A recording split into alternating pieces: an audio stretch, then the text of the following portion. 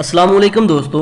आज की इस वीडियो में मैं बात करने वाला हूँ टेबल के बॉर्डर के बारे में।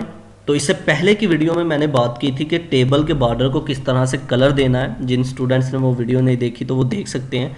तो ये एक मैंने फाइल बनाई हुई है जिसमें मैंने एक टेबल बनाया हुआ था और उसका टेबल का मैं प्रीव्यू आपको दिखा दूँ। ये हमारा टेबल है। अगर आप इस टेबल को देखें तो इस टेबल की लाइंस जो हैं वो डबल है।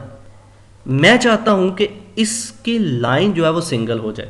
तो उसके लिए हम क्या करेंगे, उसके लिए हम बॉर्डर कोलैप्स प्रॉपर्टी एक होती है उसका यूज करेंगे। Border collapse property. तो ये जो टेबल बॉर्डर की जो डबल लाइन है इसको मैंने सिंगल करना है। तो चलिए इसको यूज़ करते हैं। तो यहाँ पर मैंने सी एस एस प्रॉपर्टीज़ का यूज़ करते हुए टेबल को एक बॉर्डर दिया था और उस बॉर्डर को मैंने एक कलर दिया था। और यहाँ पर अब मैं बॉर्डर को सिंगल लाइन के लिए उसकी बॉर्डर कोलैप्स की प्रॉपर्टी लिखता हूँ। बॉर्डर कोलैप्स, बॉर्डर कोलैप्स हमारे पास आ गई प्रॉपर्टी। अब इसको वैल्यू मैंने क्या देनी है, वैल्यू मैं इसको कोलैप्स दे देता हूँ क्योंकि हम कोलैप्स कर रहे हैं, सिंगल लाइन करनी है इसलिए। तो ये हमारे पास आ गया कॉलम।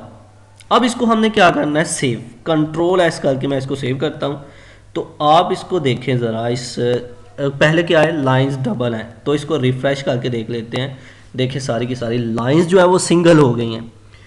तो इन लाइंस को सिंगल करने के लिए हमने बॉर्डर कोलैप्स प्रॉपर्टी का यूज़ किया। तो इस तरह से हम टेबल जो है क्रिएट कर सकते हैं अपने वेब पेजेस के ऊपर। आई होप कि आपको मेरी ये वीडियो पसंद आई होगी। Like this video, share this video and comment below this video if you have any question. Thanks for watching. Subscribe focus group. अल्लाह हाफिज़।